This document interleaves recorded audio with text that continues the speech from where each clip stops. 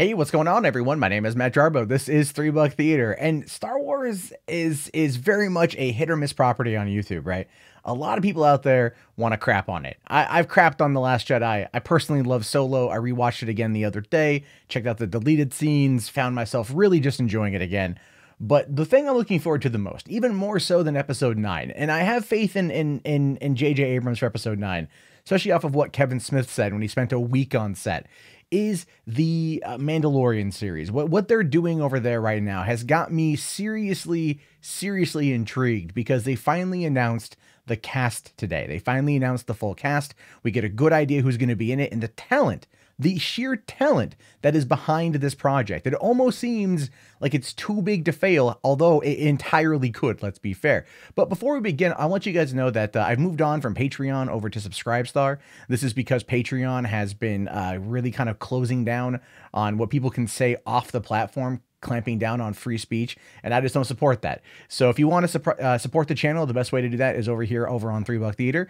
You can come on in, and we're going to be doing a monthly movie hangout roughly the second week of the month, so that will be coming up as well. Link for that will be in the video description, and I really appreciate you guys checking it out. So Lucasfilm announces the cast for the Star Wars show The Mandalorian, which, again, not much is known about it just in terms of everything. We don't know much outside of when it's set past Return of the Jedi. We don't quite know if Boba Fett's going to be a feature in this thing. We don't know. I mean, all we can kind of theorize is that the Boba Fett movie ended up getting taken out because of the show, which I'm not worried about that at all, to be honest with you. I'm not against that at all. As much as I wanted to see a Boba Fett film from James Mangold, I'd much rather see him brought over to do an Obi-Wan movie. I think many of us would, considering his work on Logan was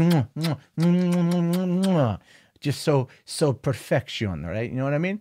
Anyway, it says here that having been filming for several months now, Lucasfilm has finally revealed the cast for The Mandalorian, executive producer Jon Favreau's live-action Star Wars series.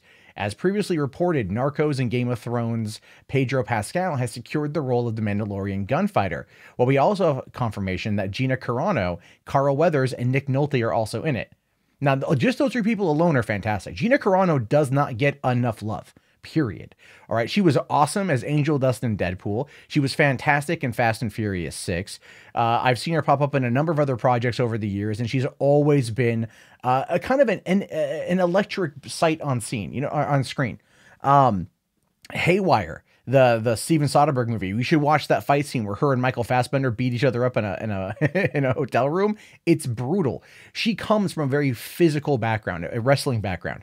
So whatever they're going to bring her in for is clearly going to be a very physical role, and I'm looking forward to seeing that. Carl Weathers, come on. Right? It's Carl freaking Weathers. I think that's self-explanatory. Nick Nolte is one that got a lot of attention, like in a negative way, because people were just like, get out Nick Nolte, he's an old racist or some such crap. But Nick Nolte is a fantastic actor. And one that I think if he's playing the gruff old man role is going to work out well for him. He's kind of settled into his Chris Christopherson era, and I'm okay with that too. Now, in addition, and this just came out today, Lucasfilm also announced that Giancarlo Esposito, Gus from Breaking Bad. Gus from Breaking Bad. The one of the best villains ever to grace television. Especially the way he went out. Oh my God, the season 4 finale Breaking Bad. That was beautiful. Don Salamanca. Ding, ding, ding, ding, ding. Yeah, you know what I'm talking about, right? If you haven't seen it, you need to see it, right? I kind of spoiled it for you, but at the same time, it's satisfying as shit. And he's also great. He's going to be in, or he's already in Better Call Saul, right? But anyway, Giancarlo Esposito is a fantastic actor, and one that I want to see come back into a drama role. Favreau actually cast him in the Amberverse show Revolution that was on NBC a couple years later, and it just didn't work out very well. He was a bad guy in that. It was kind of a wasted talent. NBC, I think, kind of like neutered the show. So I think this is Favreau giving him another go at it. And I think they're going to really utilize Giancarlo's talents here. You got Emily Swallow from Supernatural. I don't know much about that. Omid Abtahi from American Gods, which is, I'm assuming, going to be pretty good. But then this one here, this is the craziest one ever. The craziest casting I've heard of in a long time. Werner Herzog. they got Werner Herzog to be in this show.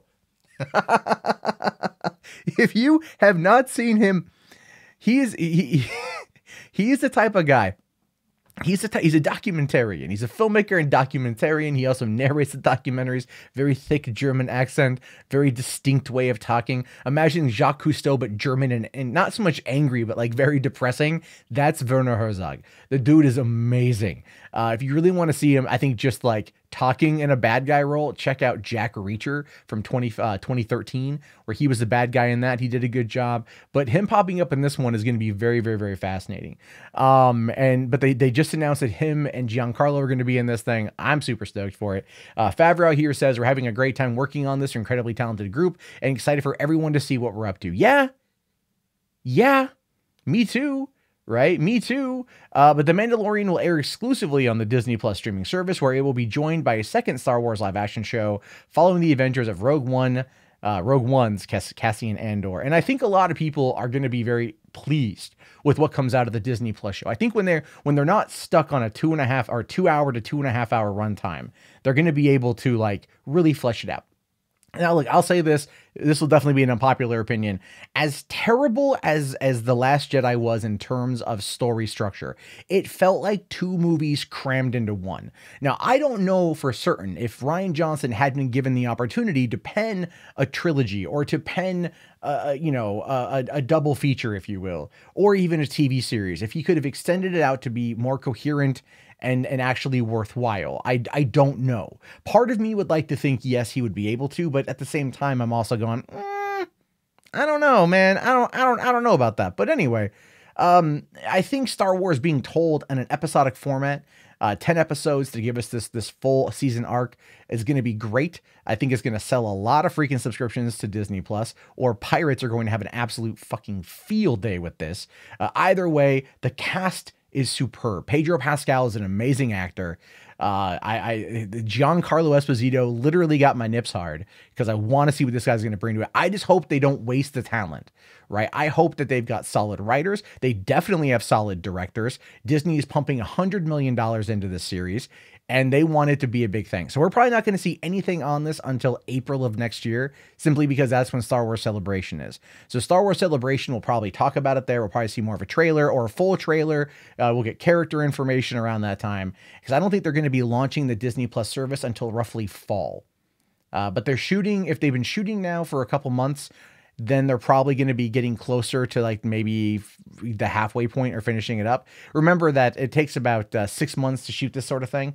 So they're going to be at it for a while. Then there's all the post-production, but the cast sounds good. The story sounds very interesting, given the fact of it's on the Outer Rim. It deals with the Mandalorian gunslinger. It's going to be, I think, telling the story of 1313, just not directly. You know what I mean? But anyway, I'm excited about it. I hope you guys are excited about it. Be sure to let me know what you guys think in the comment section. If you guys want to call in too, you can call in at 818-350-3281. It's 818-350-3281 is our voicemail line, and I'll be answering questions this Sunday on the call-in. Anyway, my name, of course, is Matt Jarbo. This has been $3 Theater. Please thumbs up the video, subscribe. Have yourself a great day, and peace out.